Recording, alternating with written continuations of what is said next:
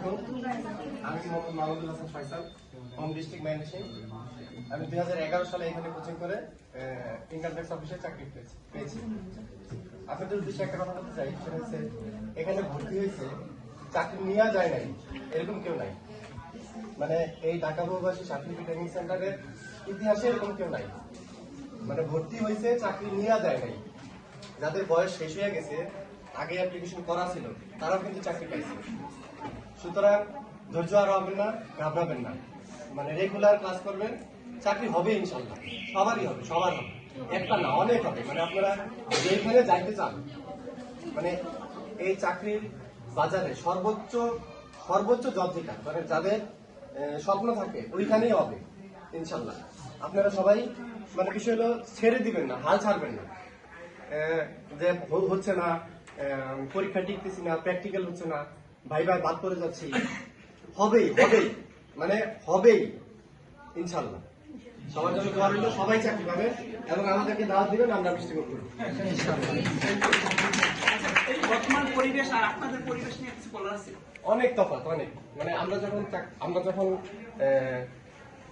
প্রশিক্ষণ নিছি তখন টিন শেড ছিল,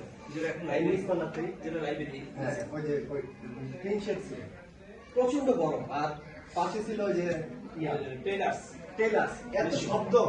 মানে আমরা এই শর্টে ক্লাস করতাম, ওই শব্দে আসলে ভালোভাবে ক্লাস করতে পারতাম। মানে এত গরম লাগতো, ঘামাই যেত, মানে ভিজাই থাকতো, শার্ট সবসময় ভিজাই থাকতো, এত গরম ছিল। আর শব্দ, আর বৃষ্টি হলে ওই নিচে আছে না, ওইটা পুরা ডুবে যেত। মানে আমার মনে আছে যে যখন ক্লাসে আসতাম বৃষ্টির সময়, হাঁটু পর্যন্ত উঠে পরে আসা লাগতো, কিন্তু মানে হাল ছাড়ি নাই কখনো যে হবে না। এটা মানে বিশ্বাসই হয় না যে আমার চাকরি হবে না। তো মানে সবাই চাকরি পাবেন ইনশাল্লাহ, সবাই পাবে, সবাই, মানে একজনও নাই যে পাবেন না, সবাই পাবেন। আর চেষ্টা করতে হবে, মানে ছাড়া যাবে না যে হচ্ছে না, সডেন কঠিন লাগতেছে, হবে না, এরকম না, হবেই। আপনাদের সময় তো এরকম লাইব্রেরির ব্যবস্থা ছিল না? না, এরকম ছিল না। আমরা অনেক দাঁড়াই থেকে এই টাইপের মানে শিডিউল পাইতাম না, দাঁড়াই থাকতাম। এখন তো আপনি ল্যাব দেখেন, ল্যাবটা ফলো করছেন। আপনাদের সময় তিনটা কম্পিউটার ছিল, তবে তিনটার সাথে তার চাকরির উপর সেও একটা কম্পিউটার দিচ্ছে, তখন আরেকটা কম্পিউটার যোগ দিয়েছিল। সে তার ওয়াইফ কিন্তু 6টা চাকরি নিয়েছে। মানে এখানে কেউ চাকরি ছাড়া ফিরে দেয়নি। ওনারা 3 বোন চাকরি নিয়েছে, এখন আজকে আবার আরেকজন ছোট বোন নিয়ে আসছে, ওকে এসএসসি পাস। 3 বোন নিয়েছে, 3 বোনই আসছে, 4 বোন আসছে। এখন বলতেছে এই 3টা ওর আম্মাকে নিয়ে আসছে, আর একজনকে দিতে হবে চাকরি, তাকেও নিয়ে আসছে, আজকে বদলি করে দিয়েছে। তো লিমা, আপনার কিছু বলার আছে? অবশ্যই আপনারা নিয়মিত ক্লাস করবেন, আসবেন, পড়াশোনা করবেন।